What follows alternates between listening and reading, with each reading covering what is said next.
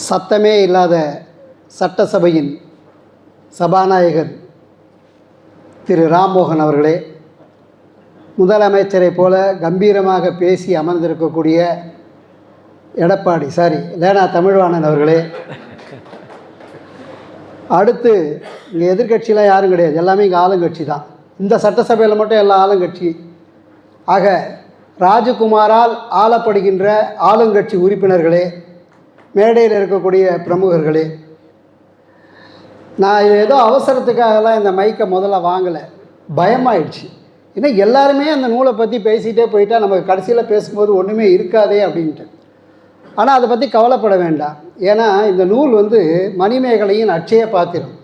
எடுக்க எடுக்க பாயிண்ட்ஸ் வந்துக்கிட்டே இருக்குது.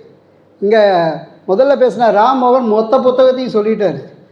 எனக்கு என்ன ஆச்சரியன்னா, லேனா தமிழ்வாணன் கட்டுரையை பற்றி பேச சொன்னால், ஒரு கட்டுரை நூலை பேச சொன்னால் அவருக்கு திருநெல்வேலி அல்வா சாப்பிட்ற மாதிரி. அதை விட பயண கட்டுரையை கொடுத்தீங்கன்னா திருப்பதி லட்டு மாதிரி சாப்பிட்டுடுவார். கவிதை நூலை இவர் எப்படி தான் பேச போகிறார்? கவிதை நூலை கூட படிச்சுடுவார். கவிதையும் உரைநடையும் சேர்ந்த ஒரு நூலை லேனா எப்படி காப்பியம் எப்படி இவர் பேச போகிறாரு? பேச முடியுமா இவரால் அப்படின்னு பார்த்தேன். மனுஷன் பிரித்து மேய்ஞ்சிட்டார். முதல்ல லேனா தமிழ்வாணன் சாருக்கு மிகப்பெரிய ஒரு கைத்தட்டலை கொடுக்கணும். இந்த புத்தகத்தை பார்த்த உடனே நான் முதல்ல பொதுவாக புத்தகத்துக்குள்ளே நான் எல்லா புத்தகத்தையும் முழுசாக படிப்பேன். ஆனால் இந்த புத்தகத்தை பற்றி ஒரு 5-6 பேர் பேச போகிறான்றனால நான் முன்னோட்டமாக ராதாகிருஷ்ணன் அவர்கள், நம்ம ராதாகிருஷ்ணனுடைய அந்த அணிந்துரை மாதிரி இருந்ததை படித்தேன். அதில் மொத்த புத்தகத்தினுடைய ஒரு ஜிஸ்ட்டு, இந்த புத்தகத்துக்குள்ளே என்ன இருக்கிறது, என்னென்ன கேரக்டர்ஸ் இருக்குது, அந்த கேரக்டர்ஸினுடைய குணாதிசயங்கள் என்ன, எல்லாத்தையும் அதில் அழகாக ராஜகுமார் எப்படி கவிதை நடையிலே சொன்னாரோ அதுக்கு ஈக்குவலாக கவிதை நடையில் சொல்லியிருக்கக்கூடியவர் நம்ம ராதாகிருஷ்ணன் அவர்கள். அவருக்கு ஒரு பலத்த கரகோஷம். ஏன்னா அதை படித்தாலே போதும். அதுக்கப்புறம் இந்த புத்தகத்தை படிக்கணும்னு தூண்டுறதே அந்த அணிந்துரையும் ராகவன் சாருடைய ப்ரீஃபேஸும் தான். அவரும் அருமையாக அதை பற்றி எழுதி கொடுத்துருக்கார் நம்முடைய ராம்மோகன் சார். இல்லை, லேனா தமிழ்வாணன் சொல்ல தான் நானும் சொல்லலான்னு இருக்கேன். ஊர்மலையை பற்றி எங்கேயுமே யாருமே எதுவுமே பேசுகிறதில்ல. சபரியை பற்றி எதுவுமே யாருமே அதுவே பேசுகிறதில்ல. யசோதரியை பற்றி யாரும் பேசுகிறதில்ல. ஒரு மேலோட்டமாக இன்னாருடைய மனைவி அதோடு முடிஞ்சு போயிடும். ஆனால் ராஜகுமார் அந்த கேரக்டரை எடுத்துக்கிட்டு அந்த கேரக்டரினுடைய முக்கியத்துவம் என்ன, அதுக்கு அந்த பாத்திரத்தினுடைய படைப்பு எதற்காக படைக்கப்பட்டிருக்கிறது, அதை கவிதை நடையில் கொண்டு போய் சேர்க்கணும் அப்படின்ற ஒரு முயற்சி இருக்குல்ல. காப்பியம் எழுதுவது என்பது சாதாரண விஷயம் இல்லை. என்னுடைய நண்பர் ஹைதராபாத்தில் ஒருத்தர் இருக்கார், நம்ம ராஜகுமார் மாதிரியே தான். அவருடைய பேர் முத்துசாமி. சின்மய சுந்தரன்ற இதில் அவர் அற்புதமான காவியங்கள்லாம் எழுதுவார். ஒரு 2 ஆண்டுகள் முன்னாடி கூட ஒரு அருமையான காவியம், அதாவது கற்பனையில் விஞ்ஞானத்தையும் அது கூடவே நம்முடைய இலக்கிய காட்சிகளையும் சேர்த்து ஒரு நூல் எழுதினார். அந்த நூலுக்கு அணிந்துரை நான் தான் கொடுத்தேன். கொடுக்கும்போதே சொன்னேன், இந்த நூல் பல விருதுகளை பெறும் என்று சொன்னேன். அந்த ஆண்டில் 4 அமைப்புகளில் அந்த நூல் பரிசினை பெற்றது. இதே மேடையில் நான் சொல்கிறேன், இந்த சட்டசபையில் சொல்கிறேன், இந்த நூலும் பல பரிசுகளை பெறுவதற்கு தகுதி வாய்ந்த ஒரு அற்புதமான காவியம். ஏன்னா கட்டுரையாக ஒரு கேரக்டரை நம்மளால் எழுதிட முடியும், அதை நம்ம படிச்சிடுவோம். ஆனால் கவிதை நடையோடு எழுதும் பொழுது தான் அந்த சுவாரஸ்யம், வார்த்தைகளுக்கு ஒரு வலிமை சேர்ப்பது கவிதை தான் இல்லையா? கவிதைகள் கட்டுரையில் ஒரு ஃப்ளோ இருக்கும், ஒரு நீரோட்டம் போல் இருக்கும். ஆனால் கவிதையில் ஒரு விஷயத்தை சொல்லும்போது அதை நம்ம கூர்ந்து கவனிப்போம். அதில் ஒரு அழுத்தம் இருக்கும், மற்ற எல்லாத்தையும் விட ஒரு அழகும் இருக்கும். அப்படி தான் இந்த வர்ணனைகளெல்லாம் இருக்குது. எனக்கு பின்னாடி என் கூடவே பிரபு சங்கர்கிட்ட சொல்லிட்டேன், பிரபு சங்கர் எப்படி உங்களை நம்பி தான் நான் வரேன், ஏன்னா என்னை விட நீங்கள் தான் நிறைய பேச போகிறீங்க அப்படின்னு. ஏன்னா ஆன்மீக எழுத்தாளர் அல்லவா, நிச்சயமாக எனக்கு பின்னாடி அதை விட ஒரு பெரிய ஜாம்பவான் இருக்கார். நூல்களையெல்லாம் திறனாய்வு செய்து பேசுவதற்கென்றே பிறந்திருக்கிறார். அவர் டாக்டர் தொழில் செய்வதை விட நூல்கள் படிக்கும் தொழிலை மிக அழகாக செய்து கொண்டிருக்கிறார் என்னுடைய நண்பர் திரு பாஸ்கர் அவர்கள். ஏன்னா அவர்களுக்கெல்லாம் நான் கொஞ்சம் டைம் கொடுக்கணும். ராஜகுமார் அவர்களுடைய இது மட்டும் இல்லை, இந்த புத்தகம் தான் அப்படி எழுதியிருக்காருன்னு நினைக்காதீங்க. பாப்பாவுக்கு பாரதம் சொல்லிட்டு ஒரு பாகவதம் சொல்லிட்டு ஒரு புத்தகம், அது நானே கேட்டேன், சார் இது கவிதையா உரைநடையா சிறுவர் இலக்கியமான்னு. அதான் சார் என்கிட்ட இருக்கிற பலமும் அதுதான், பலகீனம் அதுதான். எதுன்னு என்னாலே யூகிக்க முடியல. நான் அதை கதையாக எழுதணும்னு நினைக்கிறேன், அது கவிதையாக மாறிடுது. நான் கவிதையாக எழுதணும்னு நினைக்கிறேன், வசனமாக மாறிடுது. நான் குழந்தைகளுக்காக எழுதும்போது இதை கதையாக தான் எழுதணும்னு நினச்சேன், கடைசியில் பார்த்தா அது கவிதையாக மாறிடுச்சுன்னாரு.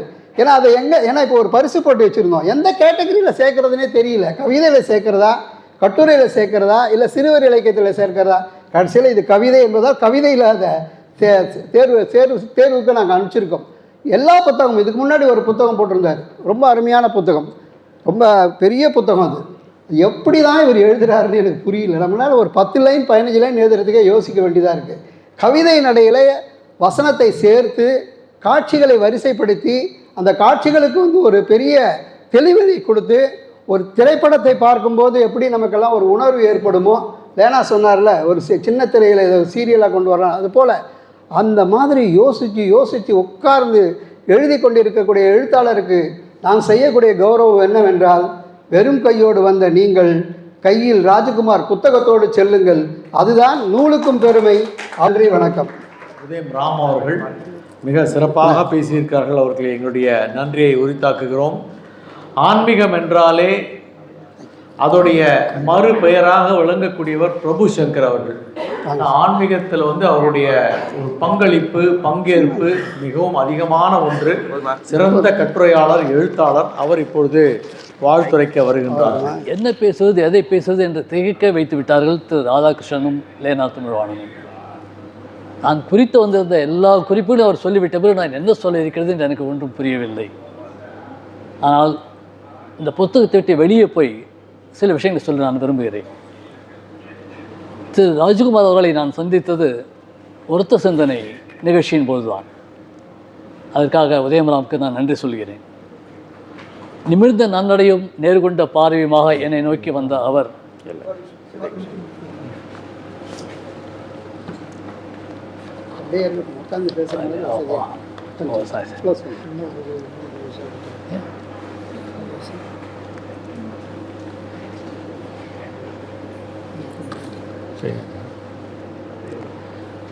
அந்த நிகழ்ச்சியில் நிமிர்ந்த நன்னடையும் நேர்கொண்ட பார்வையுமாக என்னை நோக்கி வந்த ராஜ்குமார் என் உயரத்துக்கு குனிந்து, சார் உங்கள் கட்டுரைகள் நிறைய படிச்சிருக்கேன், ரொம்ப சுவாரஸ்யமாக இருக்கும் என்று குறிப்பிட்டு சொன்னார். எனக்கு வழக்கம்போல் எல்லோரும் போல சந்தோஷம்தான். ஆனால் தொடர்ந்து அவரிடம் நான் பேசிக்கொண்டிருந்த போது அவர் இதிகாசங்கள், காப்பியங்கள், சங்க இலக்கியங்கள் எல்லாவற்றையும் ஒன்று விடாமல் படித்ததாக என்னிடம் குறிப்பிட்டு சொன்னார். அதில் நான் அப்படியே ஆழ்ந்து விடுகிறேன். என்னால் அதிலிருந்து மீள முடியவதில்லை. நேரம் போவது தெரியாமல் நான் படித்து கொண்டே இருக்கிறேன் என்று அவன் குறிப்பிட்ட போது நான் மிகவும் வியந்தேன். இப்படி படிப்பதனால் ஆயா பயன் என்கொள் என்று யோசிக்கும் போது நாமே அறியாமல் நம்முடைய மன டிக்ஷனரியில் எல்லா வார்த்தைகளும் அப்படியே உட்கார்ந்து விடுகின்றன. கதையோ கவிதையோ கட்டுரையோ எழுதும்போது அந்த சொற்கள் எல்லாம் தாமாக மிக பொருத்தமாக கச்சிதமாக அமர்ந்து விடுகிறது. இதுதான் அவ்வாறு படித்தனுடைய பலன்.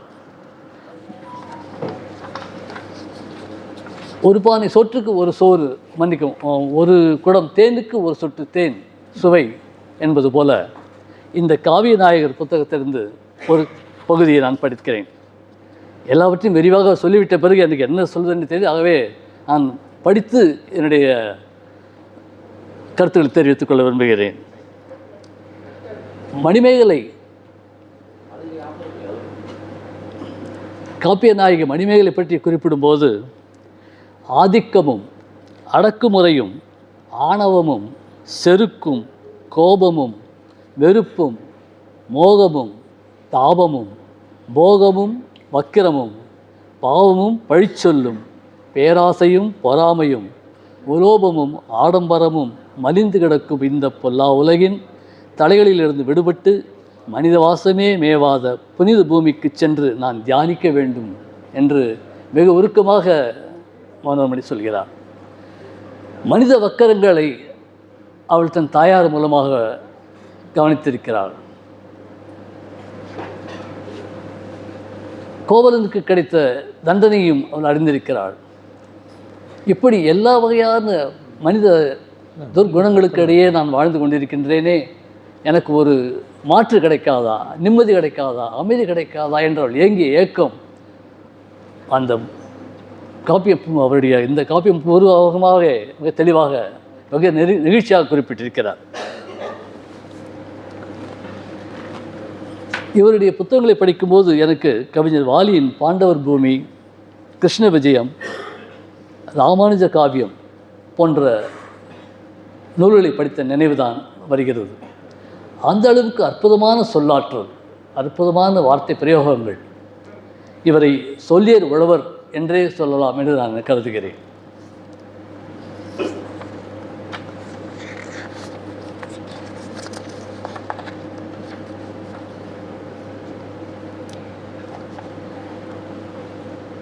அச்சு புத்தகங்களை படிப்பது என்பது ஒரு சுவாரஸ்யமான ஒரு விஷயம். புஸ்தகா.com அவர்கள் தயாரித்து கொடுத்திருக்கும் இந்த புத்தகத்தை அவர்கள் டிஜிட்டல் புத்தகங்களிலிருந்து மாறுபட்டு இங்கே வந்ததுக்கு பெரிய சந்தோஷப்படுகிறேன் நான். ஏனென்றால் 6 வருடங்களுக்கு முன்னால் என்னை சந்தித்த திரு ராஜேஷ் நான் எழுதிய நூல்கள், புத்தகங்கள், சிறுகதை தொகுப்புகளை எல்லாம் டிஜிட்டலாக பதிவு செய்ய அனுமதி கேட்டால் நானும் கொடுத்தேன். ஆனால் எனக்குள்ளே ஒரு சின்ன ஒரு சந்தேகம். டிஜிட்டல் புத்தகங்களை படிப்பது என்பது என்னை பொறுத்தவரையும் அறிவியலி என்றே நான் சொல்லிக்கொள்கிறேன். எனக்கு அந்த அளவுக்கு ஒரு உற்சாகம் ஊக்கமோ இருப்பதில்லை. உதாரணமாக மொபைல் ஃபோனில் படிப்பதென்றால் வெறால் ஸ்டால் பண்ணி படிக்க வேண்டும். அல்லது அதே பெரிய எழுத்துருவில் கம்ப்யூட்டரில் போய்ட்டு படிக்க வேண்டுமா தலையை இப்படி அப்படியாக ஆட்டி படிக்க வேண்டும். ஒரு மாலை நேரத்தில் அவ்வாறு நான் படித்து கொண்டிருந்த போது வெங்காயம் படித்தது.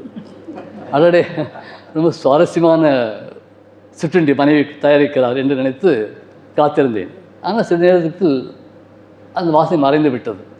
என்னம்மா ஏதோ பக்கடா கொண்டு வந்த போல இருக்க, என்ன நான் கொண்டு வந்தேன், நீங்கள் தான் வேண்டான்ட்டு சொல்லிட்டீங்களே. அடடா இது என்னதா இது, சரி இப்போ சாப்பிட்ற கொண்டாங்க. ஐயோ உங்களுக்கு வேணாம் நினச்சேன், சாப்பிட்டேனே. அடடா பக்கடா போச்சே என்று வேதனைப்பட்டு கொண்டிருந்த போது ஒரு 10 நிமிடம் கழித்து முந்திரி பருப்பு போட்டு வித்தியாசமான பக்கடா வந்தது. ஆனால் புத்தகத்தை படிக்கும்போது நமக்கு ஒரு டைவர்ஷன் இருந்தாலும் கூட அது டெம்பரரியாகத்தான் இருக்கும். ஆனால் ஆன்லைனில் படிக்கும்போது எனக்கு அந்தளவுக்கு சுவாரஸ்யம் தட்டவில்லை என்பதை மிகவும் தாழ்மையுடன் நான் கூறிக்கொள்கிறேன். அந்த வகையில் அற்புதமான புத்தகங்களை 10வது புத்தகம் இது. 10வது இன்னும் எழுதி கொண்டே இருங்கள் சொல்ல வைக்கக்கூடிய அளவுக்கு அற்புதமான புத்தகம். அந்த தேன்குடத்திலிருந்து இன்னொரு சுட்டு ரசிப்போம்.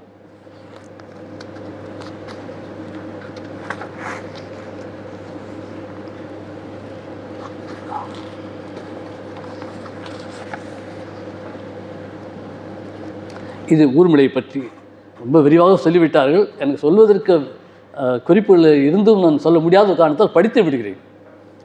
வெடித்திருந்த வேளைகளிலும், வெளிமூடாத நித்திரைகளிலும், நீண்ட வியர்த்த இரவுகளிலும், நகராத மதர்த்த பகல்களிலும், ஓயாது நிகர்த்த கனவுகளிலும், மாயாது தகர்த்த நினைவுகளிலும், வருங்காலத்தின் இன்புறவிலும், நிகழ்காலத்தின் துன்புருவிலும், நிலையான தொடர் அச்சத்திலும், நிலைத்திடும் படர் துயரத்திலும் அவளிடமிருந்து மீட்டெடுத்தது.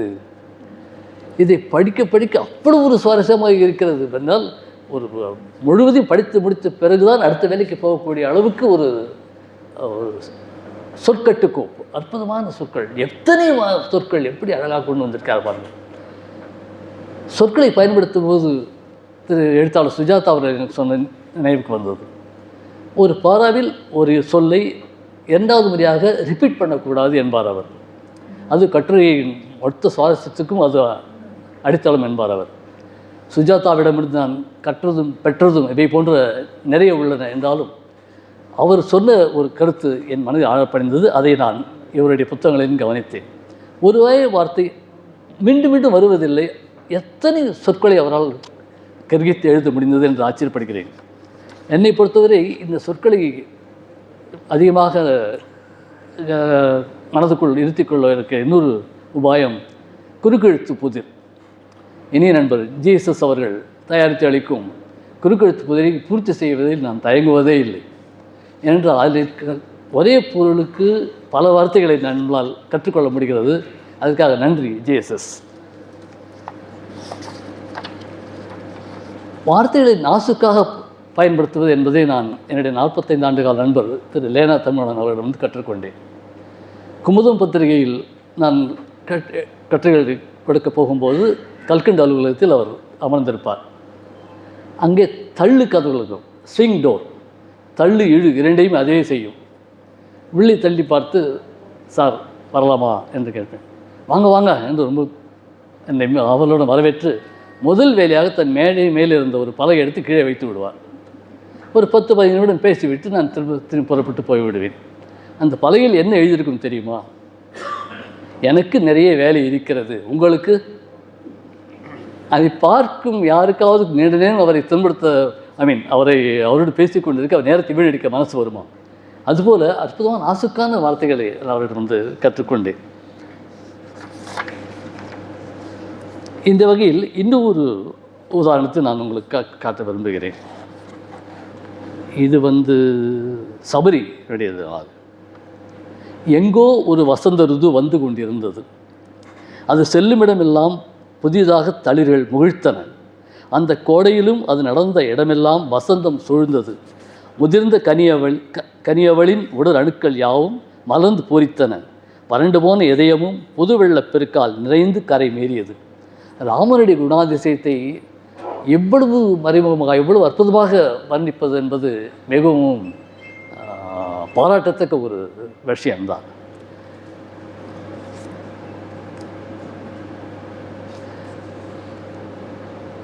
பெயரளவில் இவர் ராஜ்குமாராக இருக்கலாம், ஆனால் இந்த புத்தகத்தை இயற்றிய வகையில் இவர் ஒரு ராஜாதான், சக்கரவர்த்தி தான்.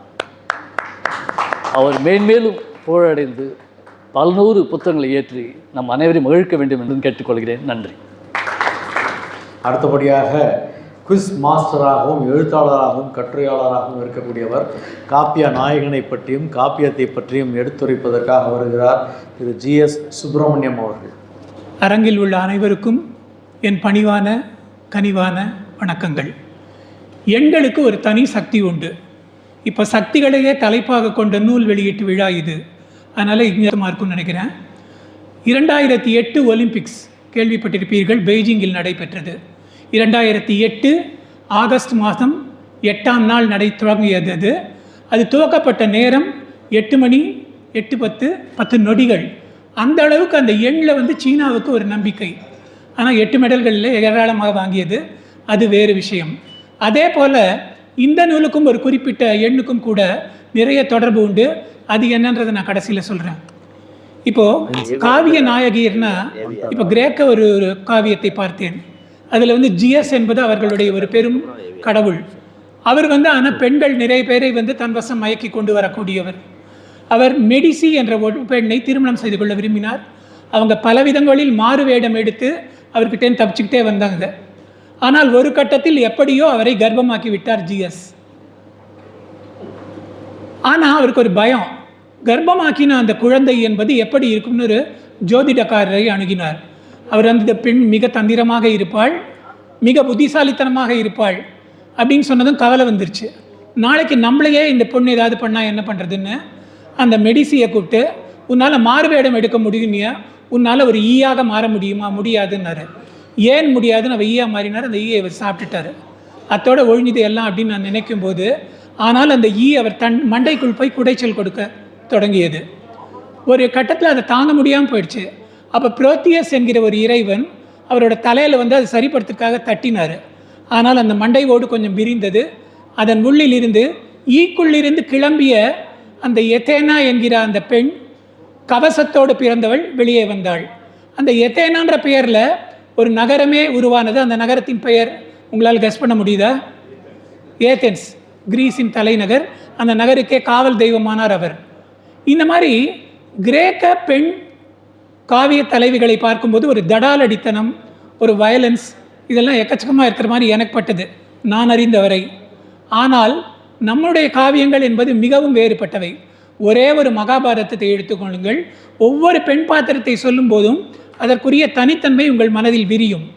குந்தி, அம்பை, கங்கை, இடும்பி, சத்தியவதி, திரௌபதி, இப்படி விவரித்து கொண்டே போகலாம். ஒவ்வொன்றுக்கும் ஒரு தனித்தன்மை, ஒரு தனி ஷேடு இப்படி இருக்கிறது. அதனால் இந்த நூல் அதனாலேயே எடுத்துக்கொண்ட அந்த சப்ஸ்டன்ஸ் என்பதாலேயே ஒரு தனிச்சிறப்பு பெறுகிறது. ஓரிரு மாதங்களுக்கு முன் இந்த நூலுக்கு அணிந்துரையாக நான் எழுதி கொடுத்ததின் சில பகுதிகளை இங்கே பகிர்ந்து கொள்கிறேன். ராஜ்குமார் இந்த நூலுக்காக எடுத்தாலும் காவிய நாயகியர் நமக்கு ஏற்கனவே அறிமுகமானவர்கள்தான். அவர்களது வாழ்வை நாம் அறிந்திருக்க வாய்ப்பு அதிகம். இவர்கள் இறைவனின் அன்புக்கு பாத்திரமானவர்கள். அதே சமயம் வாழ்க்கையின் ஒரு கட்டத்தில் அல்லது ஒரு கோணத்தில் இறைவனால் கைவிடப்பட்டவர்கள் எனலாம். தந்தையை இழந்து தவ வாழ்வை மேற்கொள்ளும் சூழ்நிலையை அடையும் மணிமேகலை, கணவனை பிரிந்து 14 வருடங்கள் வாழ்ந்த ஊர்மிளை, உற்றார் உறவினர் என்று யாரும் இல்லாமல் தனியாகவே வாழ்க்கையை நடத்திய சபரி, திரௌபதி, மன்னனின் மகளாக பிறந்தும் பின்னர் சபையில் அவமானப்பட்டு வனத்துக்கு சென்று யாரும் அறியாத வாழ்க்கையை நடத்த வேண்டிய நிலைக்கு கூட தள்ளப்பட்டவள்.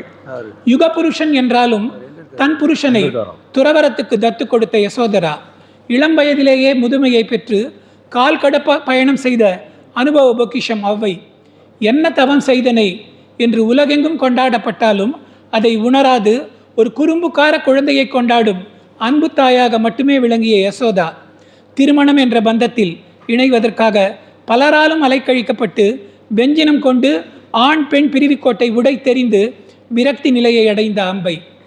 இந்த காவிய நாயகிகள் சோகத்தில் ஆழ்ந்திருக்க வேண்டியவர்கள், ஆனால் அந்த நிலையை உடை தெரிந்தவர்கள். அவர்களை பற்றிய ஒரு நூல் என்பது மிகவும் அவசியமானதுதான். ஆனால் சுவாரஸ்யம் என்னன்னா, இந்த மொத்த வாழ்வையும் நம்ம முன்னால் படைச்சிடல ராஜ்குமார். அவர்களின் ஒரு சிறப்புத்தன்மையை அடிக்கோடிட்டு காடுகிறார். இது பாராட்டத்தக்கதாக உள்ளது. உதாரணமாக மணிமேகலையின் வாழ்வை கச்சிதமாக சில வரிகளிலேயே முன் கொண்டு வந்து நிறுத்துகிறார்.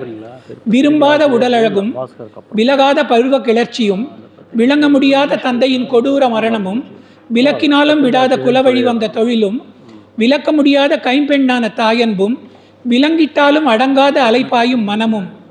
இந்த மேற்படி வரிகளில் மணிமேகலையின் பேரழகு, கோவலனின் அநியாய மரணம், பாட்டி சித்ராபதி செய்த தொடர் கட்டாயங்கள், மாதவி அவளிடம் செலுத்தி கொண்டிருக்கும் அன்பு, அருள் உலகம் தேடும் மனம் கொண்டிருந்தாலும் அவ்வப்போது இந்த உலக வாழ்விலும் நாட்டம் கொள்ளும் மனம் என்று மணிமேகலையின் பின்னணியை அழகாகவே தன் கண்முன் நிறுத்துகிறார். தன் வாழ்வையே கேள்விக்குறியாக காட்டக்கூடிய இரு வரங்களை கைகேயி கூற, அப்போதும் ராமன் அவள் மேல் மிகுந்த மரியாதை செலுத்துகிறான் என்பது நமக்கு தெரியும். ஆனால் சீதையின் பாத்திரத்தையும் மேலும் செம்மையாக்குகிறார் ராஜகுமார். ஊர்மிளா தங்களுடன் காட்டுக்கு வரக்கூடாது என்பதற்கான ஒரு காரணமாக பலரது வெறுப்பை சம்பாதித்து வைத்திருக்கும் கைகேயியையும் நீ பார்த்து கொள்ள வேண்டிய பொறுப்பு இருக்கிறது என்கிறாள் சீதை. சீதையின் அற்புதம் வெளிப்படும் போது கணவனை பிரிந்து வாழப்போகும் ஊர்மிளையின் தவ வாழ்வு எந்த நோக்கங்களை கொண்டதாக இருக்கும் என்பதும் வெளிப்படுகிறது. ஊர்மிளையின் சிறப்பம்சமாக தவம் என்பதை தேர்ந்தெடுக்கிறார். தன்னை பிரிந்திருக்கும் 14 வருடமும் ஊர்மிளை தூங்கிவிட வேண்டும் என்று வரம் கோருகிறான் லட்சுமணன். ஆனால் வசதியான இந்த தீர்ப்பை ஏற்க மறுக்கிறாள் ஊர்மிளை. ஆயுள் தண்டனையை ஏற்று ஆயுள் காலம் உறங்கிடாமல் உத்தமர் சேவைக்காகவே தன்னை உரியதாக்குவதாக ராஜ்குமார் வரிகளில் உறுதி கொள்கிறாள். ஆயுள் தண்டனை என்பது இந்த காலத்திலும் 14 வருடங்கள் என்பதாக பொருள் கொள்ளப்படுவது பொருத்தமாக இருக்கிறது. ஞானம் பெறுவதற்கு திரௌபதி அடையும் பல்வேறு எதிர்மறை அனுபவங்களையும் மிகச் சிறப்பாக பதிவு செய்கிறார் இந்த நூலில். வாயுவின் பேரலை அடித்து இழுத்து செல்ல பாதாள லோகத்தையும் நாகலோகத்தையும் கடந்து அடிக்காணாத கருந்துளைக்குள் பயணிக்கிறேன் எனும்போது அறிவியல் இப்போது கூறும் பிளாக் ஹோல் என்பதையும் நம்மால் புரிந்து கொள்ள முடிகிறது. ஒரு குழந்தையிடம் அதற்கு பிடித்த பொருளை கொடுக்கும் போது மகிழ்வதும் அதை திரும்பி வாங்கும்போது அழுவதுமான மனநிலையை நாம் கொண்டிருப்பது இதுவரை நாம் வாழ்ந்த வாழ்க்கையின் உயரிய கோட்பாடுகளை சிறிதும் கற்றும் பட்டும் உணரவில்லை என்பதையே காட்டுகிறது அல்லவா என்கிறது அழகான மானுட வரிகள். தான் படைத்த நீதி பாடல்களால் மட்டுமல்லாமல் ஓர் அங்கத பாடலால் பெரும் மனித சேவை செய்திருக்கிறார் ஔவையார். தமிழால் ஒரு யுத்தமே தடுத்து நிற்கப்பட்டிருக்கிறது. இதனால் காப்பாற்றப்படும் உயிர்களின் எண்ணிக்கையை யோசித்து பாருங்கள். பெண் சக்தியின் புகழ் அளப்பரியது. காற்றாகி கனலாகி கடலாகினாய், கருவாகி உயிராகி உடலாகினாய், நேற்றாகி இன்றாகி நாளாகினாய், நிலமாகி பயிராகி உணவாகினாய், தோற்றாலும் ஜெயித்தாலும் வாழ்வாகினாய். தொடக்கத்தில் எண் சக்தியை பற்றி குறிப்பிட்டேன். இந்த நூலில் 10 பெண்களை பற்றி பதிவு செய்திருக்கிறார். 10 என்பது பல விஷயங்களை அடக்கியது. தசாவதாரம், 10 யோக நரசிம்மர்கள், 10 commandments, on a scale of 1 to 10 என்று தான் பலவற்றையும் குறிப்பிடுவார்கள். நியூமராலஜியில் 1 என்பது நியூ பிகினிங் என்பதை குறிக்கிறது, 0 என்பது ஸ்பிரிச்சுவல் அவேக்கனிங்கை குறிக்கிறது, 10 என்பது completion of a cycle and starting of a new one.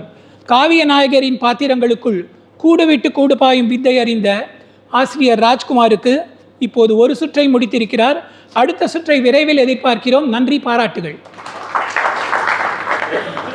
எண்ணிலா கருத்துக்களை எண்கள் மூலமே எடுத்துரைத்த ஜிஎஸ்எஸ் அவர்களுக்கு மனம் நிறைந்த பாராட்டை நாம் எடுத்துரைப்போம். அடுத்ததாக பேச வருபவர் தேடல், கிருஷ்ணார்ப்பணம், தலைவலி, பிருந்தாவன துளசி, என் வீட்டு பால்கனி வழியே சிறு சிறு சிறுகதைகள் என்கிற ஒரு பெரிய பட்டியல் கொண்ட பல நூல்களை எழுதி மருத்துவராகவும் சிறந்த சமூக சேவை ஆற்றி கொண்டிருக்கக்கூடிய உதயமனாம் குறிப்பிட்டது போல சிறந்த நூல்களை ஆய்வு செய்பவராக இன்று திகழக்கூடிய டாக்டர் பாஸ்கரன் அவர்களுடைய சிறப்புரை. எல்லாரும் எல்லாத்தையுமே பேசிட்டாங்க. இப்போ நான் என்ன பேசுகிறதுன்னு யோசிச்சுக்கிறேன். இந்த புத்தகத்தை முதலில் ஒரு விமர்சனம் செய்ய வேண்டும், அறிமுகம் செய்ய வேண்டும் என்று ராஜ்குமார் அவர்கள் சொன்னபோது நான் கண்ணை மூடிக்கொண்டு சரி என்று சொன்னேன்.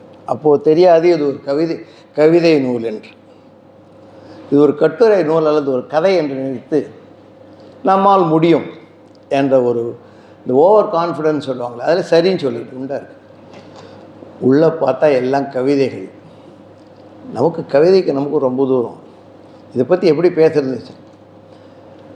ஆனால் குறிக்கிறதுக்கு மன்னிக்கணும், அவரே ஒரு பாடலாசிரியராகவும் இருந்திருக்கிறார். 2 பாட்டு எழுதி அதை இசையமைத்து மேடையில் பாடப்பட்டிருக்கிறது. அதுதான் சொல்கிறாங்க, பாட்டு வேறு கவிதை வேறு. சரி, அந்த புத்தகத்தின் தலைப்பு காவிய நாயகியர் என்பது நம்மை உள்ளே இழுக்கிறது. காவியங்களை பற்றி பேசுகிறார்கள், பிராக்கெட்டில் ஆசை போட்டு நாயகியரை பற்றி பேசுகிறார்கள். காவிய நாயகிகளை பற்றி பேசுகின்றது முக்கியமான விஷயம். இன்றைய தினத்திலே பெண்களுக்கு இருக்கின்ற முக்கியத்துவம் மிக அதிகமானது. 50-50 எல்லா வீட்லேயும் தெரியும். அது ரொம்ப சர்வசாதாரணமாக பேசிகிட்டு இருக்கேன், நான் தான் சமைக்கணுமா, நீ சமைக்க மாட்டேன். ஸோ அவருடைய முக்கியத்துவம் என்பது அதிகரித்து கொண்டு வருகிறது. அதனால் இந்த புத்தகத்தை நான் வாசிக்கலாம் என்று நினைத்தேன். இதை வாசிப்பதற்கு தொடங்குவதற்கு முன்பு ஒரு சின்ன விஷயம். நம்முடைய சமுதாயத்தில் பெண்களுக்கு மதிப்பு எப்படி இருந்திருக்கிறது? இப்போது தான் அதிகரித்திருக்கிறதா? இல்லை. ஆதி காலத்திலேயே நம்முடைய சமுதாயத்தில் பெண்களை ஆண்களுக்கு நிகராக சொல்லியிருக்கிறார்கள். அதற்கான எடுத்துக்காட்டுகள் நம்முடைய புராண இதிகாச தமிழ் இலக்கிய நூல்களில் நிச்சயமாக இருக்கின்றன. ரோமச, லோபமுத்ரா, அபல, கத்ரு, விஸ்வர, கோஷ, வகம்பினி, யமி, இந்திராணி, சாவித்ரி, தேவஜமி எல்லாம் பேர் தான், பெண் ரிஷிகளின் பெயர்கள். இத்தனை பெண் ரிஷிகள் ரிக்வேத காலத்திலேயே 17 சகாப்தங்களை செய்திருக்கிறார்கள், பெண் ரிஷிகள். அதுபோலவே அக்ஷரபதா, சிகதனிவாரி, கௌபாயினி போன்ற சாமவேத கால பெண் ரிஷிகள் 4 சாமவேத சாகைகளை ஏற்றியுள்ளார்கள்.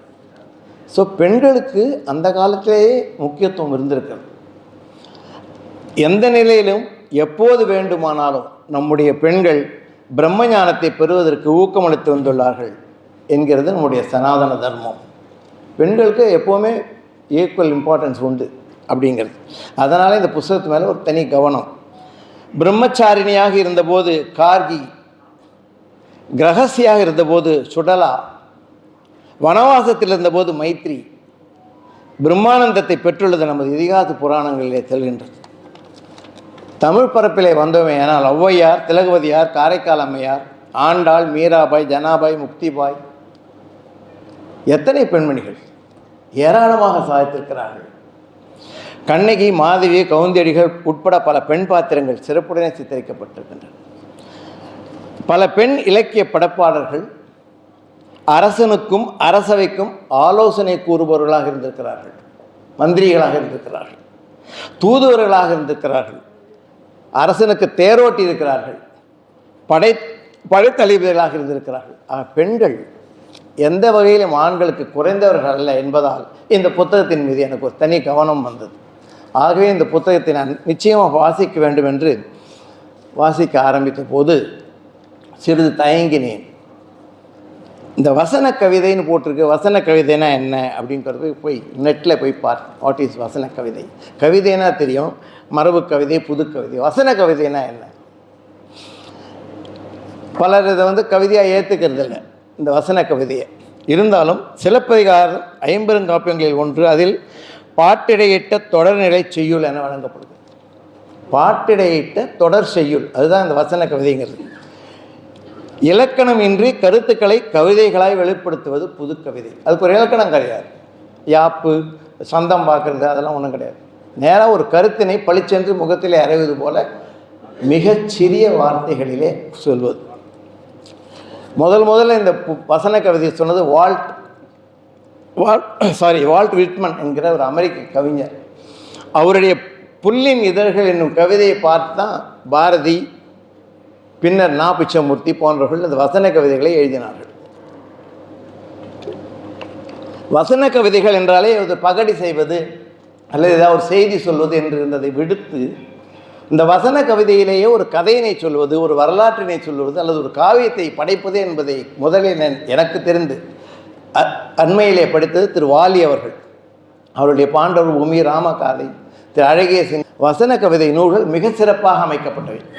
மிகச்சிறிய வார்த்தைகளை கொண்டு அழகாக அமைக்கப்பட்டது. பாரதியோட வசன கவிதைகளை பார்க்கும்பொழுது இவ்வுலகம் இனிது, இதிலுள்ள வான் இனிமையுடைத்து, காற்றும் இனிது, தீ இனிது, நீர் இனிது, நிலம் இனிது, ஞாயிறு இனிது, திங்களும் இனிது, இந்த மாதிரி போயிட்டே இருக்கும் வெறும் வார்த்தைகள். ஆனால் அது ஒரு உரைநடை போல் இல்லாமல், மரபு கவிதை போலும் இல்லாமல், ஆனால் எளிமையாக புரிகின்ற வகையில் இருக்கின்ற கவிதை. அந்த வகையிலே காவிய நாயகி மிகச் சிறப்பாக அமைக்கப்பட்டுள்ள ஒரு வசன கவிதை நூல். எல்லோரும் படிக்கலாம், எல்லாருக்கும் மிக எளிதாக அதனுடைய பொருள் விளங்கும் என்பதுதான் இதிலே முக்கியம்.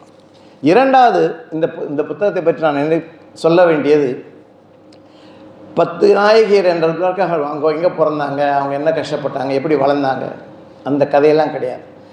அவர்களுடைய உண்மையான எண்ணம், வாழ்க்கையில் அவங்க என்ன சொல்ல வராங்க நமக்கு அப்படிங்கிறத மட்டும் எடுத்து கொண்டாடப்படுத்திருக்கிறார். அது அந்த பொருளடக்கத்தை பார்த்தாலே தெரியும். மணிமேகலை என்பது தானம் கொடுப்பது, அது அவருடைய முக்கியமான அந்த தன்னுடைய சின்ன வயசில் இருக்கிறவங்களாம் கல்யாணம் பண்ணிக்கணும். இந்த 2 முரண்பட்ட கேரக்டர் சொல்கிறார். முதல்ல மணிமேகலை, கடைசியில் அம்பை. மணிமேகலை அழகெல்லாம் இருந்து கல்யாணம் பண்ணிக்கலாம் தயாராக இருக்காங்க, ஆனால் அவள் மனது துரோகத்தை தேடுகிறது. அம்பை அழகாக இருக்கிறாள், அவள் திருமணம் செய்து கொள்ள விழைகிறானா, அவள் வேறொரு பீஷ்மரால் கவரப்பட்டு அவளுடைய திருமணம் தடைபடுகிறது, அதனால் அவள் இருக்கிறார். ரெண்டு கான்ட்ராஸ்ட் கேரக்டர்ஸை இதில் சொல்லியிருக்கார். நம்ம இந்த கவிதை புத்தகத்தில் அவங்க சொல்ல வருகின்ற கருத்தை தான் பார்க்க வேண்டுமே தவிர அந்த காவியத்துக்குள்ளே நான் போக விரும்பவில்லை. ஏன்னா காவியம் போனோன்னா மணிமேகலை காவியம் பற்றி மட்டுமே ஒரு நாள் பூரா பேசிகிட்டு இருக்கலாம். அந்த அம்பையோட சகோதரிகள் அந்த கதையை பற்றி அது மூட அது அப்படி செய்யாமல் அந்த பாத்திரம் என்ன சொல்ல வருகிறது சமுதாயத்துக்கு என்பதை மிக அழகாக சொல்லுகிறார். ஊர்மிளா என்பது தவம். என்ன தவம்? ராமன் போனார் காட்டுக்கு, கூட சீதை போனார். இந்த லக்ஷ்மணன் எதுக்கு போனான் பின்னால் அப்படின்னு திட்டுறாங்க எல்லாரும். ஆனால் அவர் அண்ணனுக்கு நான் பாதுகாப்பாக போகிறேன். அப்போ தான் கல்யாணம் ஆகிருக்கு. அந்த ஊர்மிளையோட கதி என்ன? அதை பற்றி நிறைய படைப்புகள் வந்துள்ளன, விவாதங்கள் வந்துள்ளன. ஊர்மலையை விட்டு போனது தப்பு, ஊர்மலையின் பார்வையிலே நீங்கள் பார்க்கவில்லை, ஊர்மலையோட வாழ்க்கையை கெடுத்தது, இது ராமன் வியாசர் எழுதியது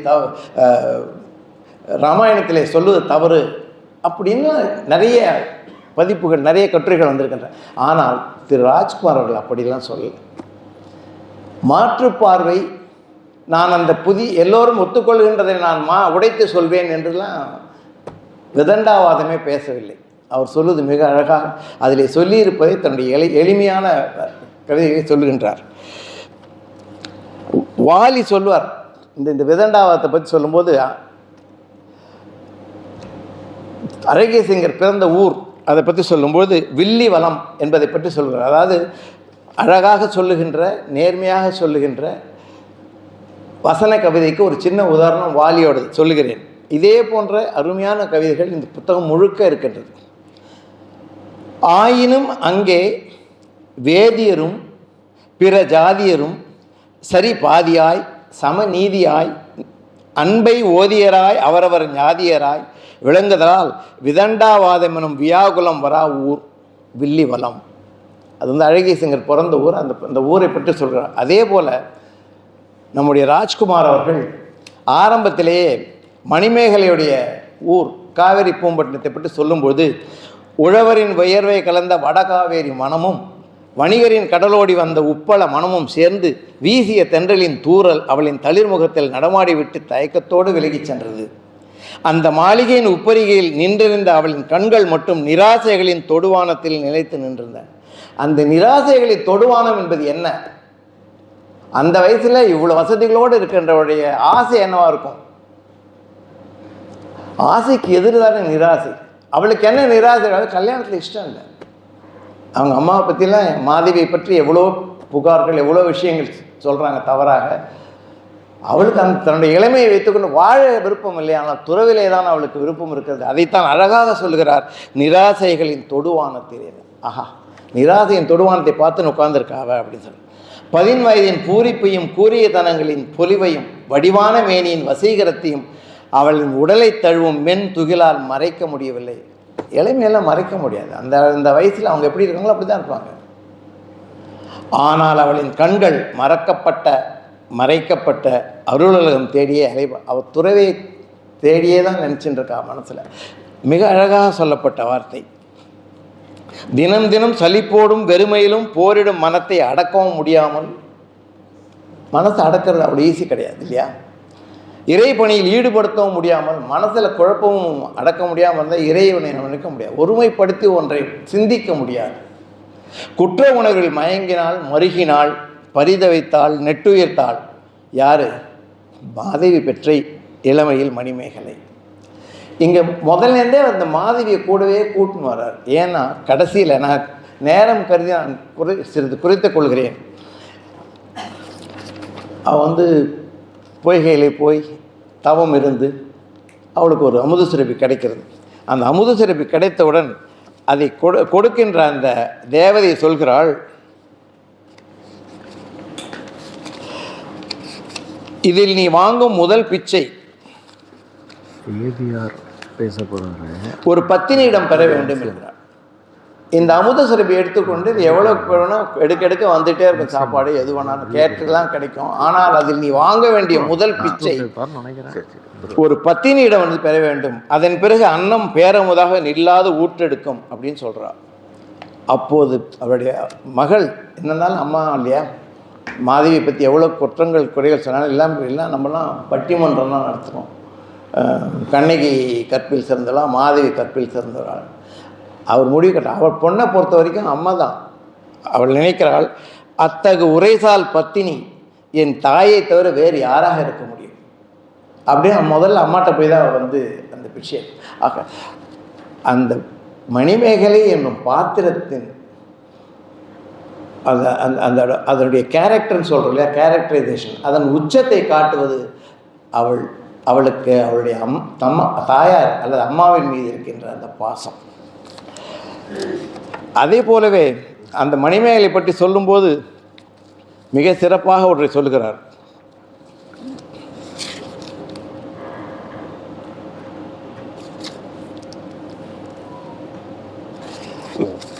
அதை சொல்லிவிட்டார்கள் எல்லோரும் என்பதால் அதை நான் கொஞ்சம் தள்ளி போயிடுறேன். திருப்பி சொன்னால் உங்களுக்கு போர் அடிச்சிடும். அவர் சொல்வது ஊர்மிளை. ஊர்மிளையை பற்றி எல்லாருமே தவறாக தான் சொல்லிட்டு இருக்காங்க. மாற்று கருத்துக்களை சொல்கிறார்கள்.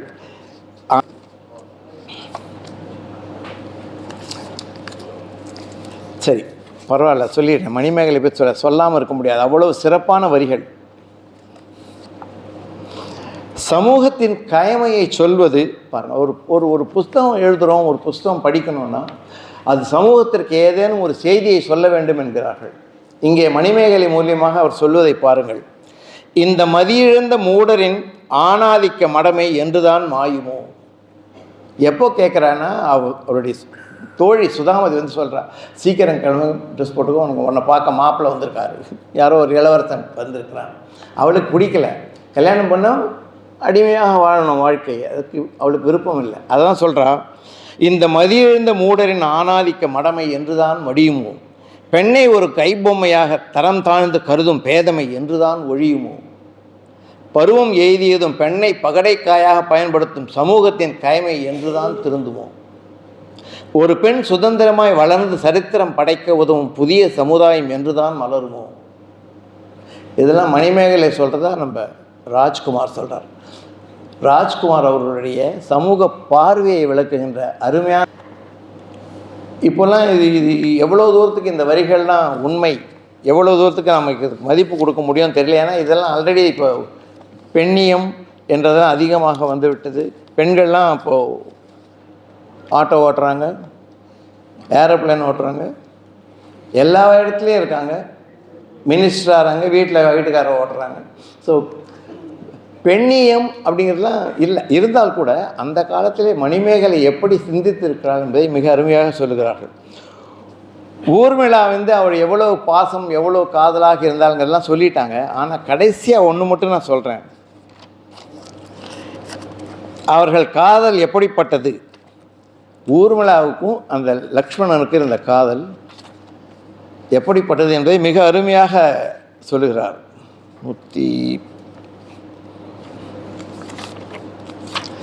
இது ஒரு கட்டுரை புத்தகமாக படிச்சுட்டு நம்ம கொஞ்சம் மாற்றி சொல்லலாம்.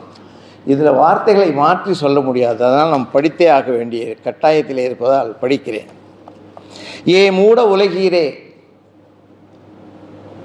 ஊர்மிளா கேட்குறா, எங்கள் காதல் என்ன ரொம்ப சாதாரண லூஸ்தனமாக பேசுகிறீங்களே, நல்லா கவனிங்க.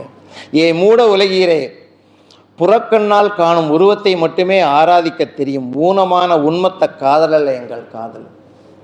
உருவத்தை பார்த்தா காதல் வருது? முகங்களை பாராமல் உள்ளங்களை அரவணைக்கும் இறையின் அனுகிரகம் எங்களின் நேயம், அதன் பெயர் அருள். அந்த தேவ அருளால் ஆட்கொள்ளப்பட்டவர்கள் நாங்கள். எங்களுக்கு அதனால் உடற்பூச்சி தேவையில்லை, எங்கள் உள்ளம் உணர்வோட்டம் மட்டுமே போதும் என்கிறார். அவர் வந்த உடனே வழக்கமாக பெரியவங்களுக்கெல்லாம் வணங்கிட்டு கடைசியாக தான் ஊர்மிளாவை பார்க்குறார். ஊர்மிளாவை பார்க்கும்போது அவங்களுக்கு எப்படி இருக்கும், அவ்வளோ சந்தோஷம். இருந்தாலும் கடைசியாக ஊர்மிளா அவனின் அண்மை மூச்சின் அனல் காற்றால் கழுத்தில் பட்டு உடல் முழுதும் பரவியது. அழுகையோடு அவனை அணைத்தாள், தன்னை இழந்து மீண்டும் அவனுள் உயிர்த்தாள். எவ்வளோ ரசித்து, எவ்வளோ அனுபவம் போல, ஒரு சொந்த அனுபவம் போல எவ்வளோ சிறப்பாக இந்த வரிகளை எழுதியிருக்கிறார் ராஜ்குமார். கடைசியில் அந்த முத்தாய்ப்பான வரிகள் இதுதான். அவள் வடுக்கல் தாங்கிய அவனது மார்பினிலே முகம் புதைத்து அழுதாள். 14 வருஷம் அண்ணனை காப்பாற்றுக்கு ராப்பகலாக தூங்காமல் எவ்வளோ அடிபட்டிருக்கு. அந்த வடுக்கல் தாங்கிய அவனது மார்பில் முகம் புதைத்து அழுதாள். அவனின் வடிவம் தாங்கிய அவனின் இதய துடிப்பில் அகம் நெகிழ தன்னை இழந்தாள் ஊர்மிளா. இவளுக்கு மட்டும் அப்படி இல்லை, அவனுக்கும் அப்படிதான் இருக்கு. அவனுடைய இதயத்திலே அந்த ஊர்மிளையின் உருவம் இருப்பதாக அவள் அப்படியே இருக்கு. அந்த காதல் அழிவில்லை. வெளியில் அவன் அண்ணனுக்காக எவ்வளோ பண்ணாலும் அந்த காதல் உள்ளுக்குள்ளே கனன்று கொண்டிருக்கிறது. அதனால் அவன் கட்டிக்கும் பொழுது அதை அவள் உணர்கிறாள். அடுத்தது நான் நேராக அம்பைக்கு போயிட்டேன். நான் கொஞ்சம் சொல்லலாம் நினச்சேன் சபரியை பற்றி. அதில் ஒரு வார்த்தை தான். சபரி ராமனுக்காக காத்து கொண்டு இருக்கிறாள். அந்த பழங்கள்லாம் பார்த்து நல்லா திதிப்பாக இருக்கா, கெட்டதெல்லாம் நல்லதாக இருக்கா, கடித்து கடித்து வச்சு மீதி வைக்கிறாள். ஒரு நாள் வந்து விடுகிறான் ராமன். அப்போது அழகாக எழுதுகிறார், அவளுடைய உடலின் ஒவ்வொரு அணுவிலும் ஒரு பூ பூக்கிறது. அவள் உடம்பு பூரா அவளுக்கு ராமனோட நினைவினால் பூவாக பூக்கிறது. மிக சிறப்பான வரிகள். நான் நேராக அடுத்த அம்பைக்கு போய்ட்றேன். இந்த அம்பை கதாபாத்திரம் ஒரு பெண்ணின் அறச்சீற்றத்தை பற்றி மிக சிறப்பாக குறிப்பிடுகின்ற பாத்திரம் அது. ஒரு பெண் ஒருத்தர் அந்த காலத்துலாம் காதல் அப்படிங்கிறது ஒரு கெட்ட வார்த்தை கிடையாது, இந்த காலத்து மாதிரி இல்லை. அந்த அம்மை காதலிக்கின்றவனை, அவன் பேர் சால்வன். அவங்களுடைய 2 தங்கையோட 3 பேருக்கும் சுயம்வரம். நாட்டிலேருந்து பெரிய அரசர்கள்லாம் வந்திருக்காங்க. அந்த சால்வனும் வந்திருக்கிறான். சால்வன் போய் மாலை போட போகிறான். அந்த காதல் நிறைவேற போகின்ற நேரத்தில் பீஷ்மர் வருகிறார். அவர் ஆஹா உலகத்திலே பிரம்மச்சாரி நீங்கள் வந்து ரொம்ப சந்தோஷம், நீங்கள் தலைமை தாங்கி இந்த சுயம்பரத்தை நடத்துங்கள் என்கிறார்கள். அவர் அமர்ந்து கொண்டிருக்கிறார், சுயம்பரம் நடக்கிறது. அப்போ நடக்க போகிற சமயத்தில் இந்த சால்வன் வாய்த்தொடுக்காக சொல்லுகிறான், உலகத்திலேயே பிரம்மச்சாரி உங்களை வேண்டாம் என்று சொல்லிவிட்டார்களா இவர்கள் என்று கேலி செய்கிறான். தன்னுடைய பிரம்மச்சரியத்தை கேலி செய்தவன், அந்த பிரம்மச்சரியம் ஏதனால் வந்ததுன்னா அவருடைய தகப்பனார் தாயாருக்கு அவன் செய்து கொடுத்த சத்தியம் அது, பிரம்மச்சரியம் பாதுகாப்பு என்று சொன்னார். பீஷ்மர் அவ்வளோ பெரிய மகாத்மா, அவரை கேலி செய்து அவருக்கு பொறுக்கவில்லை. அப்போது எழுந்துகிறார், இப்போது கேட்டுக்கொள்ளுங்கள், இந்த 3 பேரையும் நான் வந்து உங்களை அத்தனை பேர் வென்று, அதுதான் சத்திரிய தர்மம், எல்லாரையும் வென்று இந்த 3 பேரையும் என்னுடைய சகோதரனுக்கு நான் மனம் முடிக்க அழைத்து செல்கிறேன் என்று அடுத்த செகண்ட் அவர் சொல்கிறது குதிரையில் போகிறாங்க. அப்போது அந்த அம்பைக்கு அப்படியே துடிக்குது, ஐயோ என்னுடைய அன்பு காதலை விட்டு இழுத்துட்டு போகிறான் அந்த கிழவன். வருத்தமும் கோவமும் அந்த அப்படியும் ஒரு அனல் கக்கும் அம்பை போட்டு அந்த தேர் எரியுது, அவன் ரோட்டில் விழுந்து பரல்றான். அதை பார்த்து வருத்தப்பட்டுட்டு என்ன செய்யறது, ஒன்றும் பண்ண மாட்டோம். பீஷ்மன் அங்கே அழைச்சின்னு போனோன்னு மெதுவாக சொல்கிறா, இதே மாதிரி என்னுடைய காதலன் இருக்கான், என்னை அழைச்சிட்டு வந்துட்டீங்களே இப்படின்னு சொன்னால் அவர் நியாயமானவர், ஐயோ தவறு செய்து விட்டேன் நீங்கள் திரும்பி போங்கன்னு சொல்லி அத்தனை படைகளோட திருப்பி அனுப்புகிறார். போய் நீ உன்னுடைய சால்வனை கிளம்பு. வந்தவுடன் அந்த சால்வன் இவளை நிராகரிக்கிறான். நீ அவரோட போன அங்கே தானே போயிட்டே இல்லையா, இனிமேல் நான் அவனை கல்யாணம் பண்ணிக்க மாட்டேங்க. அப்போது அந்த ஆணாதிக்கத்தை பற்றி அவள் மிக அறச்சீற்றம் கொண்டு பல விஷயங்கள் சொல்லுகிறாள். அதற்கு முன்னால் நான் மிக அதிகமாக விரும்பி படித்த ஒன்று, இந்த பீஷ் வந்து மகாபாரதத்தில் ரொம்ப முக்கியமான கேரக்டர். அது அந்த மாதிரி ஒரு கேரக்டர் கிடையவே கிடையாது. ஆரம்பத்துலேருந்து கடைசி வரைக்கும் ஒரு பீஷ்மன் அம்பு படுக்கையிலே இறக்கின்ற வரையில் அந்த கங்கையின் பற்றி அதை வந்து ஒரு 10 லைனில் அந்த பீஷ்மரோட முழு கதையும் மிக அருமையாக சொல்லியிருக்கிறார். பீஷ்மர் அவர் மாவீரர், தரணியில் யாரும் போரிட்டு வெல்ல முடியாத பராக்கிரமம் பொருந்தியவர், மாதேவனின் சிரசில் தோன்றி பிரவாகமாய் பெருந்தோடும் கங்கா மாதாவின் புதல்வர், திருமாலின் அவதாரம், சத்திரியர்களின் 21 தலைமுறைகளை தன் பரசுவால் கருவறுத்த பரசுராமனின் அத்தியந்த சீடர், உலக அரசியலை பிரகஸ்பதியிடமிருந்தும் வேதங்களை வேதவியாசரிடமிருந்தும் கற்றுத்தேர்ந்த மகா பண்டிதர், பரவி பெருகும் நிலம் யாவையும் தன் நன்னெறியில் வழிநடத்தும் பிதாமகர், தன்னுடைய தந்தைக்காக இந்த பிறவியில் பெண்ணை தீண்டேன் என கடுமையான விரதத்தை கொண்ட தேவ விரதர், தன்னை மீறி காலனும் தன்னுயிரை பறிக்க முடியாத பெருவரத்தை பெற்றவர், தர்மசீலர், குணாதீதர், வீடுமர். இந்த ஒரு 10 லைன் மகாபாரதத்தில் முக்கியமான கேரக்டர் பீஷ்மரை பற்றி அவ்வளோ சிறப்பாக சொல்லியிருக்கிறார். திரும்புகிறாள், அவளுக்கு வந்து பீஷ்மர் மேல் தாங்க முடியாத கோபம். அந்த அறச்சீற்றம் என்பது பெண்ணுக்கு வருகின்ற அறச்சீற்றம் உலகத்தையே அழிக்க வல்லது. அங்கே போனால் இவருனே பரசுராமர்கிட்ட போய், உன்னோட குரு தானே, உன் சிஷ்யன் வந்து இதுமாதிரி என் வாழ்க்கையை கெடுத்துட்டான், என்ன பண்ணுறது, சரி நான் போய் கேட்குறேன்ட்டு பரசுராமரை நீ வந்து அவளை கல்யாணம் பண்ணிக்கணும் அப்படின்னு சொல்கிறார். ஆனால் அவள் ஒத்துக்க மாட்டேங்கிறார் பரசுராமர், பீஷ்மர் ஒத்துக்க மாட்டேங்கிறார். 2 பேர் சண்டைக்கு போகலாம், குருஷேத்திரத்தில் தான் பார்ப்போம் நம்ம. சரி சண்டை போட்டு, ஆனால் சிஷ்யங்கிட்ட தோற்று போகிறார் பரசுராமர். தோற்ற பிறகு இவளுக்கு வழியே இல்லை, என்னுடைய வேதனையை தீர்ப்பார்கள் என்று பார்த்தா இந்த 2 சத்திரியர்களும் தன்னுடைய திறமையை பார்த்து போட்டி போட்டு கொண்டிருக்கிறார்கள்னு வருத்தப்படுறார். வருத்தப்பட்டு கடைசியில் வேறு வழி இல்லாமல் அடுத்த ஜென்மத்தில் வந்து அவன் வந்து ரொம்ப விரும்பி முருகன்கிட்ட கேட்டு ஒரு நீல மலர் மாலையை வச்சுருக்கு, அந்த மாலையை யார் போட்டுக்கிறானோ அவன் வந்து பீஷ்மரை கொள்வான் என்று ஒரு இது. ஆனால் முடியல, இந்த ஜென்மத்தில் முடியலைன்னா அவன் நேரம் தீ குளிச்சிடுறான். தீ குளித்தவுடன், அப்போ தீக்குளிக்கு முன்னாடியே தெரிகிறது அவளுக்கு கனவில், அந்த விஷன் மாதிரி வருது, ஒரு ஆண் பிள்ளையை அந்த மாலையை போட்டு பீஷ்மர் அம்பு படுக்கையில் இருக்கிற பீஷ்மர் தெரிகிறான், ஓஹோ அடுத்த ஜென்மத்தில் அவர் சாக போகிறார்.